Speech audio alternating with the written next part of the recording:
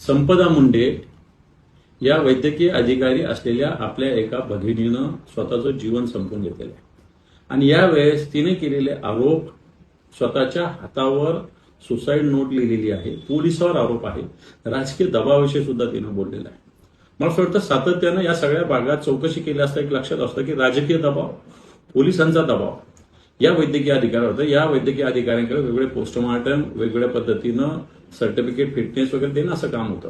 आणि या सगळ्या ह्याच्यामध्ये बऱ्याच वेळेस राजकीय लोक, पोलीस अधिकारी लोक पोस्टमार्टम रिपोर्टमध्ये काहीतरी बदल करावा, काहीतरी राजकीय हेतूनं, काहीतरी कोणाला तरी वाचवण्यासाठी किंवा कोणाला अडकवण्यासाठी अशा पद्धतीनं दबाव या वैद्यकीय अधिकाऱ्यावर आणत होते. वेगवेगळ्या फिटनेससाठी सुद्धा मग वेगवेगळ्या प्रकरणामध्ये सुद्धा पोलिसांनी दबाव आणल्याचं याच्यातून लक्षात येतं. या सगळ्या याच्यात जर बघितलं तर एक महिला भगिनी डॉक्टर, वैद्यकीय अधिकारी ही काही सहज आत्महत्या करेल अशातला भाग नाही. शिकलेली, सवरलेली वैद्यकीय अधिकारी एक मजबूत मनाची तर निश्चित असते. आणि असं असताना या भगिनीनं अशा पद्धतीने जीवन संपवणं, जी माहिती आम्ही घेतो की या ठिकाणी प्रचंड प्रमाणात राजकीय दबाव सातत्यानं सगळ्या अधिकाऱ्यावर आहे. इथे सत्ताधारी पक्षाचे काही लोक आहेत, माजी खासदार आहेत, आमदार आहेत, कोण सचिन कांबळे नावाचे आमदार आहेत, ही सगळी मंडळी. आणि सगळ्यात महत्वाचं एक अभिजित निंबाळकर नावाची व्यक्ती या ठिकाणी सगळ्या शासकीय कारभारामध्ये सातत्यानं हस्तक्षेप करत असते. वेगवेगळ्या विरोधी पक्षाच्या कार्यकर्त्यांना अडकवणं, स्वतःच्या पक्षाच्या कार्यकर्त्याला वाचवणं, अन्याय केल्यावरही त्याला मला असं वाटतं वाचवण्याचा प्रयत्न, आणि ज्याच्याकडून खऱ्या अर्थानं या सगळ्याचा राजकीय वापर प्रशासनाचा करून घेतला जातो. आणि म्हणून या सगळ्या प्रकरणामध्ये मागच्या काळामध्ये एक महाडिक नावाचे पीआय या ठिकाणी होते. या महाडिकांकडे सुद्धा या भगिनीनं तक्रार केलेली होती जुलै महिन्यामध्ये.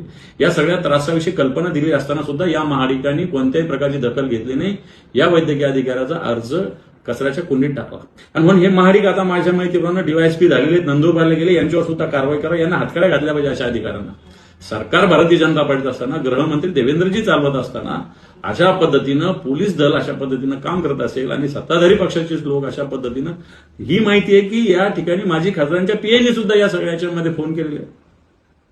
आणि म्हणून हा जो जीव गेलेला आहे हा या व्यवस्थेने घेतलेला जीव आहे, प्रशासकीय व्यवस्थेने घेतलेला जीव आहे, पोलिसांनी घेतलेला जीव आहे, आणि सत्ताधारी पक्षाच्या बरबटलेल्या राजकारणी घेतलेला जीव आहे. आणि म्हणून या डॉक्टर भगिनीला, संपदा मुंडे नामक या जी वैद्यकीय अधिकारी आहे, हिला न्याय मिळाला पाहिजे. उच्चस्तरीय चौकशी झाली पाहिजे. अधिकारी कोणतेही या जिल्ह्यातले नसावेत, बाहेरच्या जिल्ह्यातले अधिकारी, महिला अधिकारी आणून या प्रकरणाची चौकशी व्हावी आणि संबंधिताला फासावर लटकावं अशा प्रकारची मागणी आम्ही करतो.